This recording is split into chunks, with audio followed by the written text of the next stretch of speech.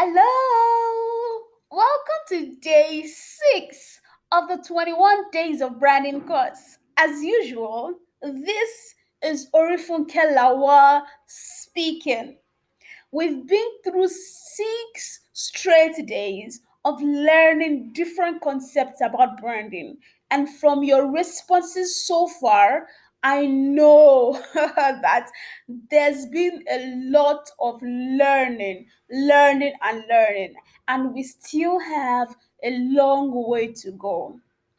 In today's lesson, I am going to be teaching you on brand competitor analysis, an undeniably significant aspect of any brand, business, or marketing progress that you are going to make ever.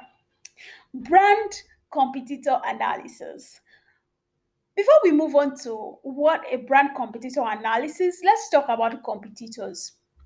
Many times people start out in branding or business or building their personal brands or putting their personal brands out there without considering that they have competitors. You ask some people, who are your competitors in this field? And they go, I don't have any competitors, or I'm just a one man mopole. I'm just on my lane. But the truth is that as long as you are selling something to a specific set of people, you have competitors. Whether you know the competitors or not is another discussion entirely, and you should know them, but you have competitors, whether you see them or you don't see them, whether people in your circle or people that you come in contact with mention them to you or not, you have competitors. Everybody has competitors. And the reason we have competitors is because there are so many problems that we need to solve. There are so many people who need to solve those problems. There are so many people who even need to solve the same problems that we have in different ways. There are people who have diverse ideas just as we do. The world is complex. There are so many people. And because there are so many people, there are going to be so many ideas. And by extension, there would also be so many competitors or so many players in the industry trying to vie for similar or different audiences. So you have competitors, not just one competitor. You have competitors. You have people who are playing in your field. You have people who are doing the exact thing that you do. You have people who are serving these exact people that you serve. You have people who are solving the problems that you are solving. You have people who are, let me use the word, like you in terms of branding. And it's super important for you to focus on the people who are your brand competitors. As a serious brand builder, you cannot let this slide. You can't say, I don't have anybody, or I'm just on my own. We're not here to compete. Yes, you're not here to compete, but you are here to make a mark known in your field, in your industry, and you want to understand that there are people who are already in that industry playing, and there will be people after you get into that industry, there will be people who would also come after you and who will play. So if you're not paying attention to who your other competitors are, then you also must realize that there are other people who are paying attention to you as your competitor. Now, what does understanding your competitor mean? It does not mean that you have to copy everything that your competitor does or your competitor is doing. It doesn't mean that you have to push yourself into a form of analysis paralysis, always looking at your competitors, seeing what they do, word for word, post for post, and trying to copy them. It's a pandemic in today's Instagram world and in a number of sectors where people simply copy you word for word. Oh, so they say you do this kind of post. They're saying we're going to do this kind of post as well. You talk about this thing, they're talking about it as well. You dress a sort of way, they're dressing that a sort of way. You post about your car, they're posting about their car. You post about your house, they're posting about your house. You post about your whatever it is, and they're also posting about it. You increase your prices, they're increasing their prices. You launch a new product, they're launching a new product. You talk about, you bring a facilitator on board, they're bringing their facilitator on board. So there are people who take the copy culture seriously. No, that's not what I am talking about. Understanding your competitors and having an eye on them does not mean that you have to copy them word for word, action for action. If not, you're going to be destroying the quality of your brand, especially if this other brand is a bigger brand. So I just want to emphasize on copying a lot because it's so important. And when you talk about copying, there do two dimensions. Number one, the person you're trying to copy is in a bigger space, has more people. You are just coming up, nobody knows you, and you're trying to copy a brand that already exists in that field. So when you're copying this brand, people sort of know that, oh, she's just like this person, she's just like that person, which is dangerous to you, especially if you're a personal brand. It is so dangerous to you because you want people to see you as an original of yourself and not as a copy of somebody else who is already a big player. You don't want people to say, oh, she acts like this person. It's going to reduce your chances of building quality or building a standard that people want to always run to for. Another disadvantage of building a copy of another big brand because you feel like, oh, this brand is successful, then if I do what they do, then I'm also going to be successful. Another disadvantage of that is that usually the people who are going to come patronize you will be people who do not exactly love you or like you or deal with you or want to work with you on a deeper level. They might likely be people who just are coming to you because they cannot afford the person who is the bigger brand because they are likely more expensive. Do you understand? So people are coming to you. They don't like you. It's not like they like your services, but you're the cheapest option that they can find. More if they had more funds, if they had better options, or if they had a way to afford the other bigger option, they will go for that. And my dear, that is so dangerous. I consider that scary, even for my brand. I don't want people to just come, take my brand courses simply because they feel, oh, that one is more expensive, or I cannot afford it, but let's just go for the one that I can afford. No, if you're coming to take my courses, it should be because you consider it very important for you, right? It might be cheaper than another option, it might be more expensive than another option, but it should be because you really need this, and you're not coming here because I could not go there, then go to the other person. Because just imagine you start to date a guy and 3 months down the line you find out that during your talking stage with the guy, it was actually talking with somebody like you, somebody who has the same complexion like you, has the same shape as you, wears the same size as you, possibly went to the same school as you, pretty much similar to you, looks like you in every way, and he could not go for that one because he felt, oh, this babe, I won't be able to, in quotes, afford her. She's more sophisticated, she's more expensive.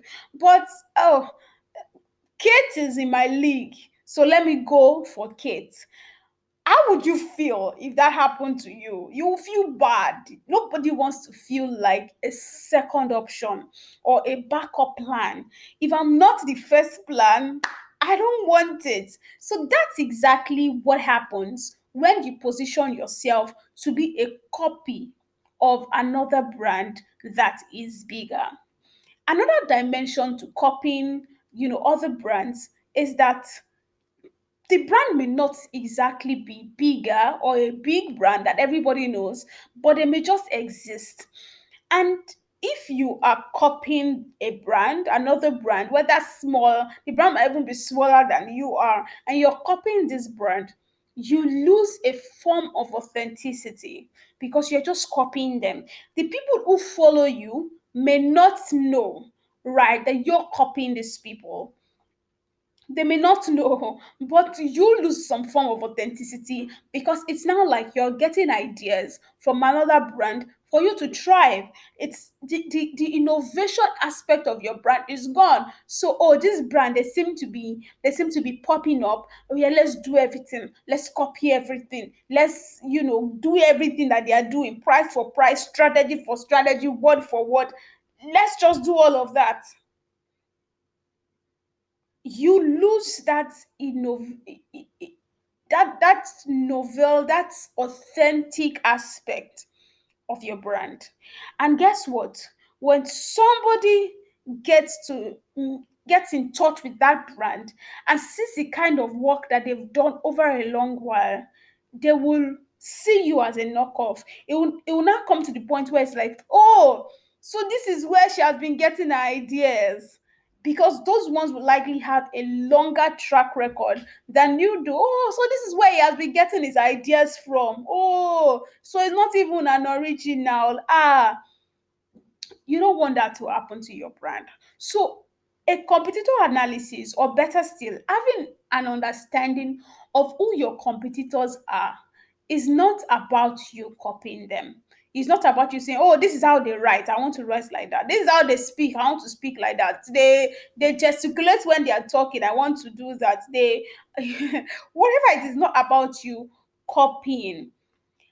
Why do we need a competitor analysis? So let's move on to understanding what a competitor analysis, now that we know that we all have competitors and we need to keep an eye on them.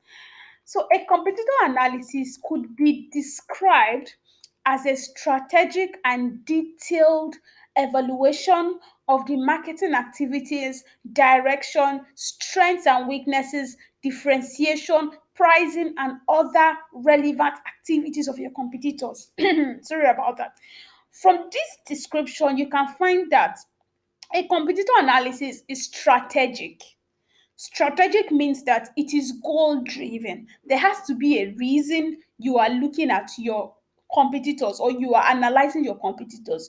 You are not just analyzing them because you want to copy them. You're analyzing them because you want to look at their process, and you want to look at their results and see how you might be missing out on the bigger field at play. So it is strategic, it is detailed, it's a detailed evaluation. So it takes time, it takes details. You want to pay attention to even the things that the natural consumer will not pay attention to.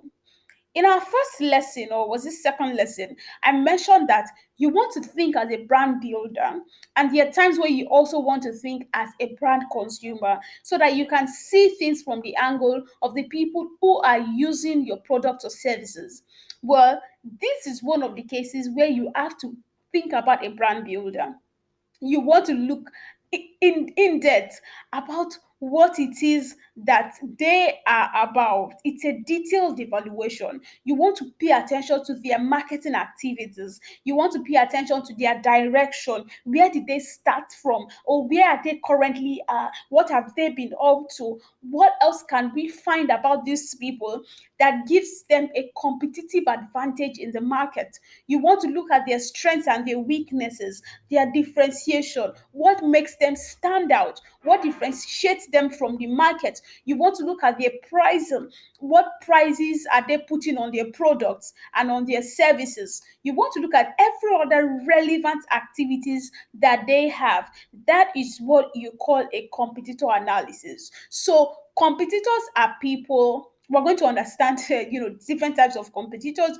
Competitors are people who have the same, or who let me just put are similar to your brand because they're different kinds of competitors, right? So they're pretty similar to your brand. But a competitor analysis is a strategic and detailed evaluation of these people or these brands. I hope that's clear. So, why do you need a competitor analysis? You understand that every lesson that you're going to be learning in this course are very important to your growth, your growth process. There are things you need to understand about branding in depth, and I hope that you are also putting into practice the prompts that you have been given, because that's only how you get to grow. If you are listening or not listening, not watching, you're not delivering on the prompts, it's going to affect your growth basically. So why do you need a competitor analysis? Number one, it allows you to have a data driven idea of what is attainable in the market, and by extension what is expected by your audience or customers. It allows you to have a data driven idea of what is attainable in the market. So what exactly is already in the market? Many times when you're starting out with branding, you may not have a strong direction. You may not know what is in the market already. You may have wide, lofty dreams that are literally unattainable because based on where you're coming from or based on the inspirations that you have, you might be a very big dreamer like I am. But it's really good to be a good dreamer, a great dreamer. However, you want to know what is attainable in the market. You want to know what already exists in the market. Before a new food brand starts or before a new drink brand starts, the first thing they have to do is conduct a research on what the competitors are doing. So if the competitor is doing something that is working, it is something that could be attainable in the market, especially if you are serving the same form of people. It's not copying, it's having a data driven idea. So, this is the field that I want to play in. Who are the people who are already playing in this field? A and B and C and D and E and whoever it is. How are they doing in the market? Oh, these people have gained ground, these people are doing well, they're doing well, they're doing well. It gives you an idea of what is attainable in the market. So it's not just vibes. It's not just, oh, everybody is selling air, then it means there's money in air. No, it's not that. We have people who get into business like that. They start to sell, let me use air for instance, and they feel like, oh, because A and B, everybody on the list is selling air, because people are raving about air, then it means that there's a market in there, or it means that they're going to succeed in it. No, you don't start a business or a brand on vibes. You don't start on vibes. You need a data driven idea. Okay, yes, there are different people who are selling air. It seems that air is popular, but what exactly, who are the major players in this market? What are they working on? What's their pricing like? What's their profit like? Right? This is what a competitor analysis helps you to do. It helps you to understand what is attainable, and then by extension what your audience or customers expect. If you're in a field that has already been populated by other significant players, then it means that your audience or your target customers, I'm going to be using them interchangeably, it means that your audience or your target customers are to an extent expecting something. They have an expectation about what they expect from you. So that's why when you want to use one brand and then you go on Google and research other brands that you feel are their substitutors or can serve as possible replacements for them. If one brand is not giving you something, you're going to be asking, why are they not giving us this one? See, this other brand. Look at this other brand. Look at them. They are giving us this thing for 100 naira. Why are you giving us for 150? For instance, I think it was in 2015 or 2014 where Coca-Cola launched their bottle personalization campaign, and everybody was raving about Coca-Cola so much, and people were buying it because they wanted their names on their bottles. Right, I think it was 2014 or 2015. I can't get the exact year now. But what did Pepsi do? Pepsi could not launch the exact campaign because, of course, it would look like they're copying. But Pepsi realized that they were a large part of their market share were moving away with Coca-Cola. So what did they do?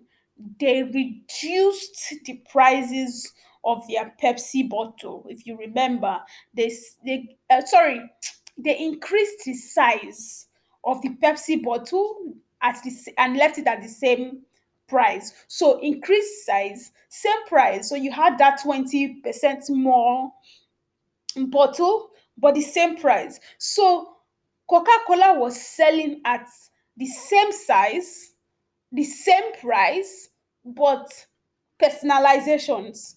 Pepsi had to step in and started to deliver bigger sizes and same price. Is that clear? And what this meant was that they had to claim part of the market share that was also already moving. So people who did not really mind, because there are a lot of people who don't mind whether they drink Coke or Pepsi. I am one of those people. I don't have any preferred drink. Yeah, as long as it's sweet or depending on my cravings at that time, I'm fine. Some people are Coca-Cola loyalists. Hey, I know people who are Pepsi loyalists. No, I'm me. Is anywhere belle face? Really, like anywhere, anything that's happening at that point. So it meant that people like me, who did not really see, or who were not really concerned about personalized bottles, but were concerned about getting more value at the same money or at the same amount or even less, would naturally move to Pepsi. Do you understand? It meant that people who were organizing events, and at events, they really don't care whether you care. Do we want Fanta or Pepsi or Biggie or whatever it is? They want to get the best that they can get at the lowest prices. So it meant that people like that would naturally gravitate towards Pepsi or Mirinda or Seven Up because they were getting more for the same price. Basically it means that people on the streets who don't care about whether shukura or musiliu or whatever it is are on the bottles, they just want to be filled faster and better, would naturally gravitate towards this brand because they are giving you more. So it is sort of back to I digressed a bit. A competitor analysis allows you to know what is expected. So there's an expectation. If you yes, sorry to take you back. I remember why I brought up this instance now. So after we got the bigger sizes of Coca-Cola, sorry, of Pepsi, the market started to expect that if this brand is doing like this, why are these brands too not doing their own like this? This brand, do they have two heads? And that's it about customers, because customers are selfish. This is not in a bad way, it's just to help you as a brand builder. Customers are selfish. They are always concerned about themselves first and foremost before they even think about caring about you. So customers have or begin to have certain expectations of your brand. If this brand is doing like this, why are you two not doing like this? So you also realize that Coca-Cola also did what? They released a smaller bottle and reduced the price, so that at least you know that you can have 100 naira bottle for yourself. But still, that wasn't enough, because if you're giving me a 60 cl bottle for 100 naira, there's no way in the world that I'll take a 35 cl bottle for 100 naira. Why? I just want to have a drink. Why? Right. So you also notice that it got to a point where Coca-Cola had to change the what's it called? You know that bigger bottle, the 50 cl to 100 naira.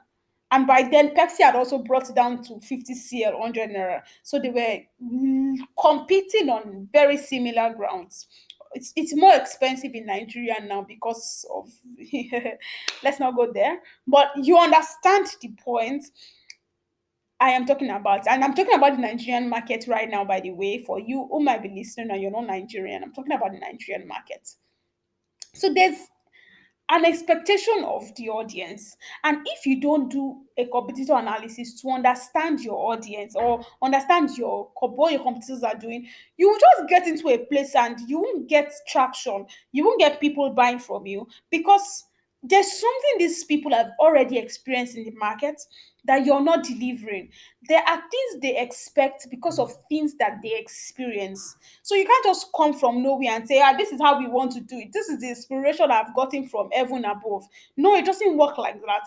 They have expectations based on the things they have experienced. And doing a competitor analysis allows you to know what are the possible expectations that these people have.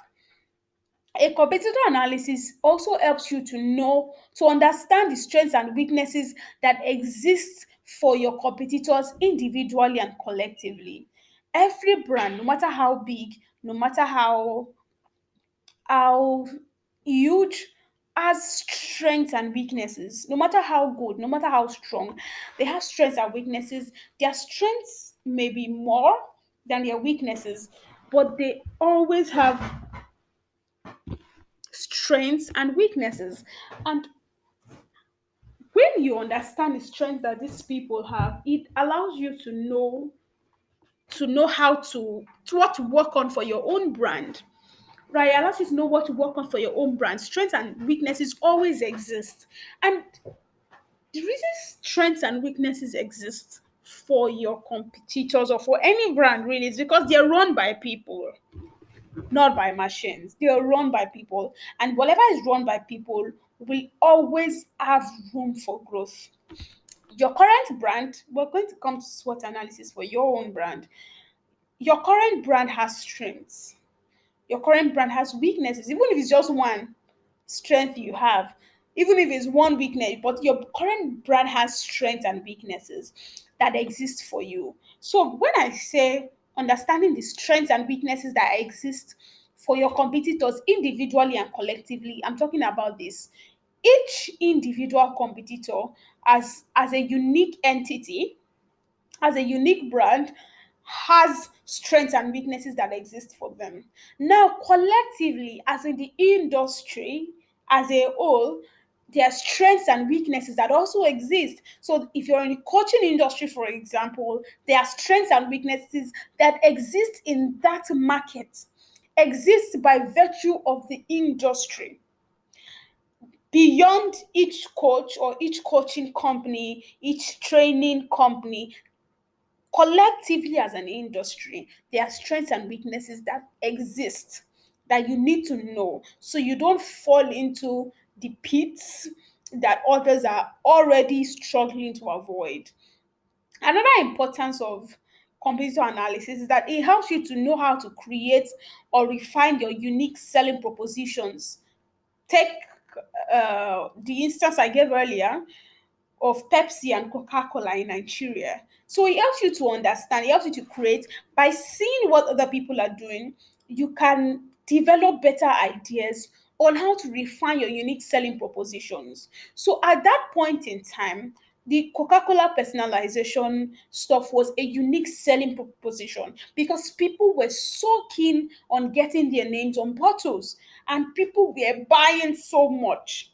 Everybody wanted to buy. I'm looking for Funke, I'm looking for this, I'm looking for that. Right? So it was a unique selling proposition.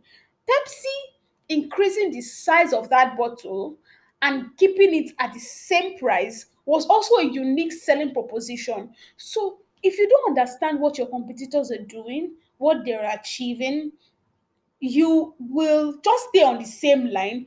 Or now imagine, just imagine, I really love this Pepsi instance so much.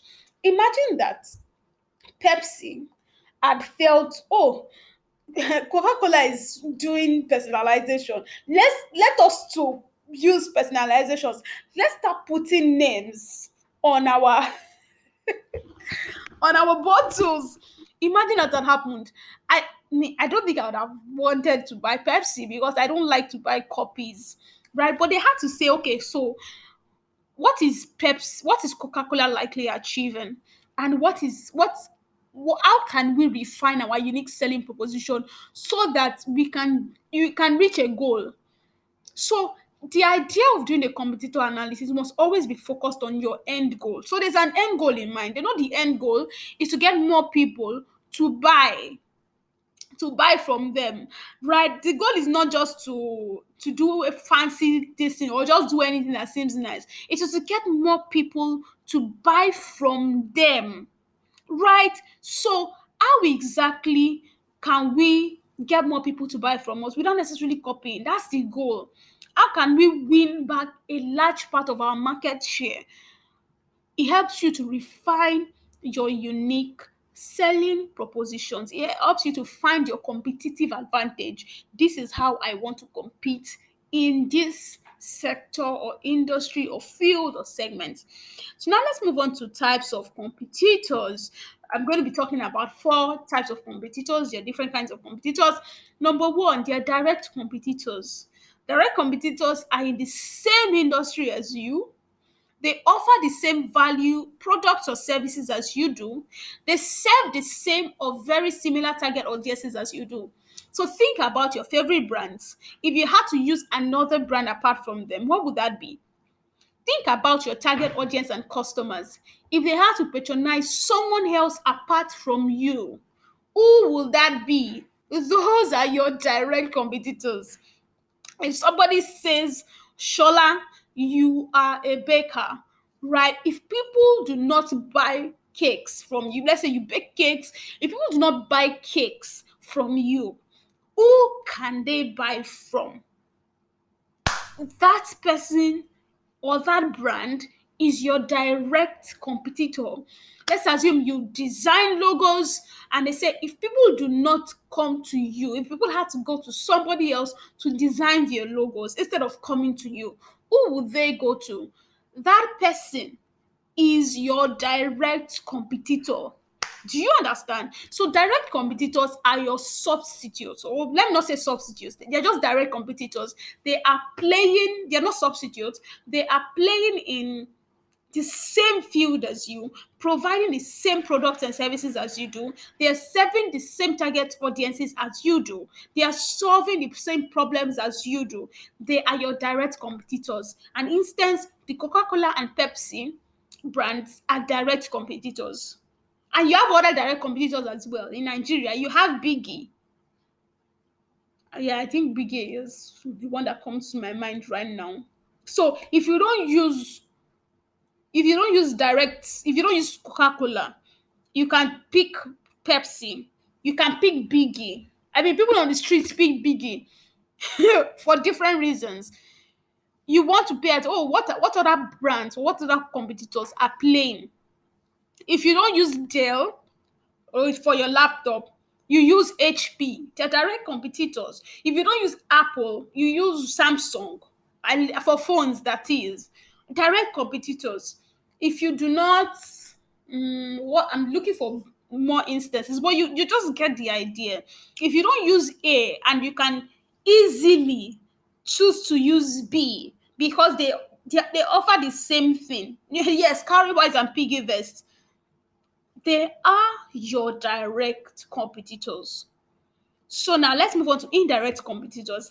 Indirect competitors are in the same industry as you are, but they offer different value, products, or services from you. They don't offer what you offer, but they're in the same industry. And what signifies them? What makes them stands out or makes them important is that they serve the same or very similar target audiences as you do. They have differing methodologies and systems from yours. So these people might not be considered as a threat, but they are but they should be paid attention to. So they are serving the same industry, in the same industry. They're serving your target audiences as well, but they're offering different products and services from you. An instance, take a take a secondary school setting. If you went to a secondary school in Nigeria, you had people who you used to sell stuff. So you might have somebody who sells food, you have somebody who sells bread and egg, you have somebody who sells drinks, you have somebody who sells something else. All of these people are, in quotes, in the same industry, in the industry of food, in a secondary school. They offer different values, they're selling different things, but they are serving the same secondary school students. They're serving similar target audiences. How they sell, how they prepare their stuff, their methodologies, their systems are different, but it doesn't change the fact that they are serving the same person. The danger here is that if you're selling in this kind of place, you can't just say, "Oh, what I'm selling is rice. I'm okay." No, because if your students decide, I don't want to buy rice, they can go to somebody else to buy, right? And the positive aspect of this, is that when you understand your indirect competitors, you can also you can also partner with them because you're trying to reach the same people. Another instance, take Nigeria Brand Chic on Instagram and VPay. VPay Merchants. It's a bank that allows, it's a microfinance bank that allows small business owners to create business accounts easily. Right. So now, recently, VPay VPay signed on Niger Brand Chic as their brand ambassador. So she could help them to get more signups on their app. What this means, or in very basic terms, is that Niger Brand Chic tries to reach people who are small business owners on Instagram. VPay is also trying to reach people who are small business owners on Instagram. They are selling different products and services. Niger Brand Chic sells knowledge, teaches people how to market on Instagram. VPay sells a different product. They're selling an app, different values, different products, but they're serving similar target audiences. So they can come together and partner with each other to provide a merged solution for the same audience. So indirect competition is a way to partner with somebody else. So you have to think in terms of indirect competition, especially if you want to go far or go fast, so that you're not overwhelmed. At least you're also going to be achieving your goals with somebody else who provides the same thing, sorry, a different thing, but serves the same audience. I hope that's clear. Now, next one, potential competitors. They do not seem like direct competitors because they do not primarily play in your direct field of influence. However, they can become direct competitors based on factors like location, for instance. They can become, or different factors. Maybe they just decide we want to start playing in this field. For instance, let's look at cases like Paga and traditional banks. Paga started with POS. This is majorly the Nigerian market because most of the people who signed up for this course are in the Nigerian market. So Paga started out with payments and POS. You could withdraw easily without going to the bank, right? And then the primary mode of operation in terms of withdrawals for traditional banks is that you either go into the bank to withdraw or you make use of an ATM. But have you noticed that in the last 1 year, there's been a spike in the number of banks who are now sponsoring POS payments or POS withdrawals. So at least I've seen First Bank, I've seen Access Bank, I think I've seen UBA as well. I'm not so sure, but I'm so sure of First First Bank especially. I've seen Union Bank who are now sponsoring POS payments. So it means that when Paga started, they must have thought that, oh, what we do is different from what these traditional banks do. We're different from these banks because if you want to go and withdraw at an ATM, you have to queue for long. If you want to go into the bank, it's strenuous. But for us, you can easily withdraw from somebody who is beside your house, who has a kiosk in the middle of the market. That was a selling point. But traditional banks woke up and said, you know what, we want to delve into this. We want to go and meet these people as well, and we want to start playing in this field. So initially, they started out with traditional banks as potential competitors, but now traditional banks are now direct competitors because they now play in the same field, serving the same kinds of people and solving the same kinds of problems. So initially, potential competitors do not seem like direct competitors, but they can easily wake up and say, you know what, I'm coming in. Let's assume that you're a barber. Yes, you're a barber in Surulere. Let me use Surulere. You're in Baba in Surulere, Lagos, Nigeria. And then there's a barbing salon, a popular barbing salon that is based in Port Harcourt. You know them, you follow them online. They're based in, they don't have any company or anything in Lagos. They're based in Port Harcourt. And then one day, these guys decide, we're coming down to Lagos. We're bringing our resources, and then they have the money. They can hire more people. They can get a bigger space. We're coming down to Lagos because Lagos is where we're going next. Lagos is where the money is. And then they come back to Lagos. So you see, they were initially a potential competitor, which you should pay attention to. And that's why. And now they are becoming a direct competitor. So these people I would consider them more dangerous than indirect competitors because one factor can change and they can become your direct competitors. Now let's look at replacement competitors. These replacement competitors are in a different industry from you. They're not in your industry.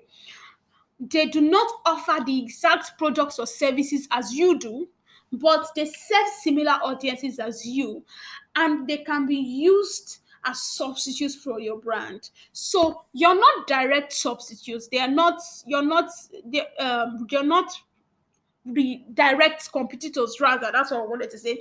They're not direct competitors. But if I don't use you, I can just squeeze my face, or I can just decide, oh, you know what, let's just get this instead. For instance, you walk into a restaurant and they're delaying you. You want to buy food, you want to buy rice and beans, and then they're delaying you, or you don't like their customer service. You can just easily decide that, okay, you know what, let's buy pizza.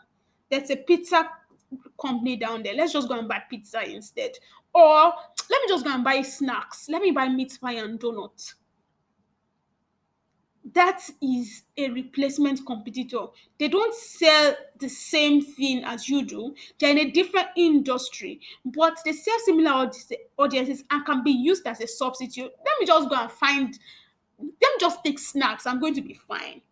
In my case, which of course I'm trying to work on, drinks can be a replacement for food. If I don't find food, I tell myself I just need a bottle of drink.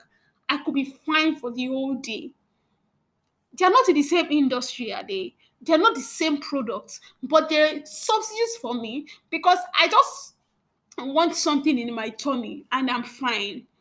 Whew, and I'm very fine. So, yes, you have replacement competitors, people who can be substitutes for your brand. So, let's we want to do an assignment. I want you to do an assignment where you consider who your direct, indirect, replacements, and potential competitors are. I don't want this call to be too long because we still have, a significant way to go. So we're going to be stopping here for this lesson, and we'll be picking up on competitive analysis frameworks in our next lesson. So please identify who your direct, indirect, potential, and replacement competitors are, and do not forget to share your light bulb moments in your department. For those who have been sharing, you have a special place in my heart. You have no idea. So here it is for today. Do enjoy your day and see you in our next class. Bye.